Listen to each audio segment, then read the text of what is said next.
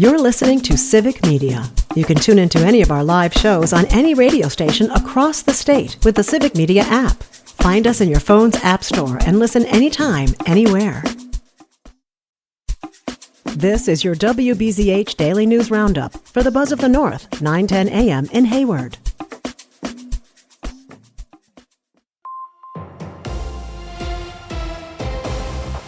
For WBZH News, I'm James Kelly.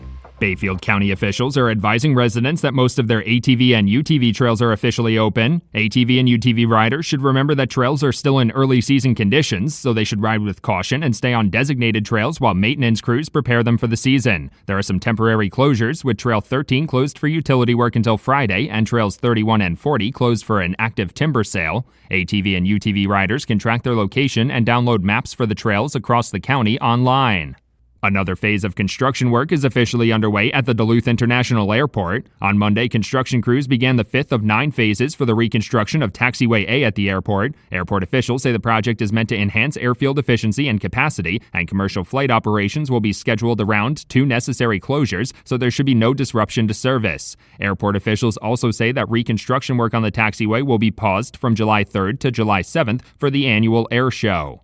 The Chippewa Valley Home Builders Association will host a welcome event for area contractors and industry professionals from Rusk and Barron counties on Thursday. The welcome event will be held at Crown Cabinetry in Chetek from 5 to 7 p.m. and is sponsored by Crown Cabinetry and Sterling Bank. Organizers say the goal is to help local professionals build valuable connections within the industry and share feedback on things they can do to help solve issues in the housing market. More information can be found on the association's website.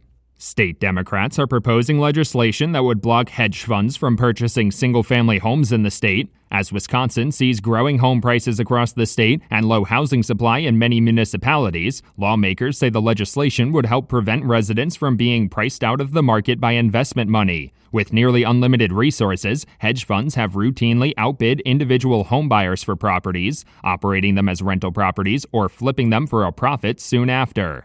The Wisconsin Department of Administration is reminding residents that they're running out of time to receive benefits through the Wisconsin Home Energy Assistance Program. In a press release on Monday, Secretary Kathy Blumenfeld reminded residents that the heating season ends on May 15th, and they still have an opportunity to receive help with their heating and electric bills and reduce their energy burden. Households at or below 60% of the state median income levels could be eligible for the benefits and can submit an application online.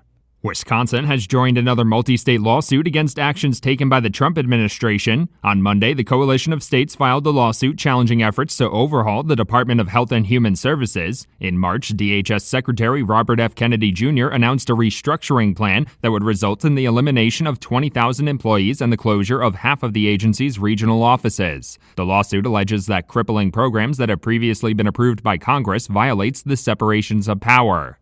A section of Highway 2 in Ashland was closed on Monday night due to wildfire conditions. According to the Wisconsin Department of Transportation, the highway was closed in both directions from Old Odonna Road to 26th Avenue at around 5:30 on Monday night due to the brush fires. Area fire crews got the blaze under control before 8 p.m., and the closed portion of Highway 2 was reopened by 10 p.m. Law enforcement authorities have not reported any injuries as a result of the fire, and fire officials are working to determine the cause. United Way St. Croix and Red Cedar Valleys have announced their Give Big Valleys campaign in April raised nearly $345,000 for area nonprofits. According to organization officials, the funding raised in the 24-hour campaign will help support 81 nonprofits in western Wisconsin, stretching from Pierce County to Burnett County. The nonprofits are chosen for their support work in fields like education, healthcare, housing, and environmental conservation. Officials say there were nearly 900 individual donors.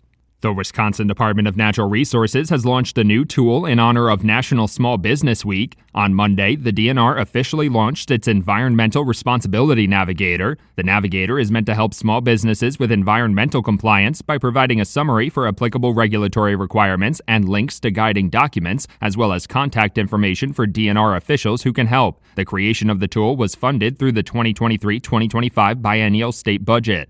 The Wisconsin State Patrol is reminding drivers to share the road as the law of the month for May. Drivers should be on the lookout for smaller vehicles like motorcycles, ATVs, and bicycles, as well as farm equipment and other slow-moving vehicles on the road. According to their preliminary data for 2024, over 1,800 motorcyclists were hurt in crashes and 102 were killed. It also found there were nearly 900 crashes involving bicycles in the state last year, a 22% increase over the 5-year average. For WBZH News, I'm James Kelly. A fast start helps the Brewers get a win. Hi, I'm Jimmy Kuska filling in for Mike Clemens. Rhys Hoskins hit a 2 RBI double and Jake Bauers followed up with his 2-run blast to give Milwaukee a 4-run first inning. Bauers into center field. Myers is back. He is running out of room and that's gone! Number 3 for Bauers. That call courtesy of FanDuel Sports Wisconsin. Milwaukee won its 3rd game in a row with the 4-3 win over the Houston Astros last night. The Brewers used offense, defense, and pitching to win. We put up 4 early, and the pitching staff, again, Uribe didn't throw as bad as the numbers, but his pitch count got up, and then Mears came in again, second night in a row, and just pitched out of a jam unbelievably, and McGill was electric. Starting pitcher Chad Patrick pitched into the 7th inning. Chad continues to show that he belongs here, and 6 2/3 of flawless against a good ball club that's obviously, and look at their names in their lineup, they're very good ball club. William Contreras was given heaps of praise for his work. Give William credit. He's playing with an injury, and you could tell him it affected him tonight, but in a big situation, he comes up and throws that guy out at second base. Just a hustle play that, big time play. So you got to give William credit for all of this too, with the way he's calling a game, the way he's receiving, the way he's throwing. He's been a huge part right now. That's Brewers manager Pat Murphy. It'll be the same 2 teams, Brewers and Astros, again this afternoon. Milwaukee gets the day off tomorrow before playing the Rays this weekend. 1 week from today, the NFL will announce its 2025 schedule. The Green Bay Packers will have 8 home games and 9 away games. In addition to the home games against the Bears, Vikings, and Lions in the NFC North, the Packers will play each team in the NFC East and AFC North, as well as Carolina, Arizona, and Denver next year. Filling in for Mike Clemens, I'm Jimmy Kuska with Civic Media Sports. On your entertainment beat, I'm Pete Schwaba. No one told Jennifer Aniston life was going to be this way. The Friends actress was a victim of vandalism earlier this week when a 70-something-year-old man tried to crash through the gates of her home. He tried to escape, but it's like he was always stuck in second gear. The actress was home at the time of the crash, but was uninjured. KABC in Los Angeles says the man was booked for felony vandalism and the investigation is ongoing. Although it hasn't been her day, it could still be her week or month or even her year. Blue's Clues star Steve Burns says waiters made more than he made hosting the popular children's show. Burns talked about his meager earnings while appearing on Rainn Wilson's Soul Boom podcast. Burns told Wilson that although he didn't get paid much, he didn't mind at the time because the Nickelodeon show was a side hustle and that most of his income came from voiceover work. The former fake animated dog owner said when he landed the gig, it was after auditioning for what he thought was a voiceover. That's called having a horseshoe up your ass. Mostly sunny today. We'll get to around 60 for a high this afternoon. The wind will be northeast at 10 to 20. Tonight, clear. We'll drop to the low 30s for a low tomorrow. Mostly sunny. Near 70 by Friday. Sunshine with a high in the upper 70s. I'm meteorologist Sean Cable. Currently, it's 51. That's your WBZH Daily News Roundup from Civic Media. Subscribe to this podcast on Spotify, Apple, or wherever you find your podcasts. Find more news at buzzofthenorth.com. The national news cycle never stops, but it can be hard to find news about your local community. Civic Media is dedicated to providing quality local and state news coverage across Wisconsin. With the Civic Media app, you can get notifications about local stories that matter to you and your community. Find the free Civic Media app in your phone's app store and choose notifications from the menu to tell us what kind of news you want to hear about.